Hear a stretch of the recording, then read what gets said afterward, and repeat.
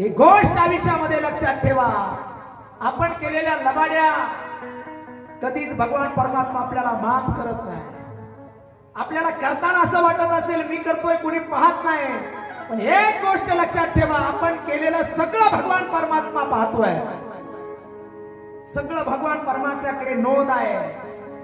इथं भल्या भल्यांना सुट्टी नाही. कर्मे श्रीराम वनवासा गेला, कर्मे दशरथ युयोग्य मेला, कर्मे रावण क्षय पावला, युयोग घडला सीता देवी. तिथं अवतारी पुरुषाला कर्मांनी सोडलं नाही. तुमच्या आमची काय कथा आहे गड्या?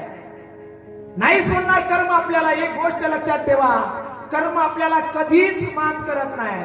कर्माचे भोग भोगावेच लागतात. ते कुणालाच सुटले नाही. जिथं अवतारी पुरुषाला कर्म चुकलं नाही. तुम्ही आम्ही कर्म करताना 10 वेळेस विचार करा, नाही 100 वेळेस विचार करा.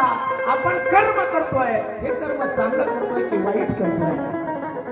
चांगल्या कर्माचे फळ चांगलंच भेटणार आहे आणि वाईट कर्माचे भोग वाईटच भेटणार आहेत. ही गोष्ट कधी लक्षात ठेवा.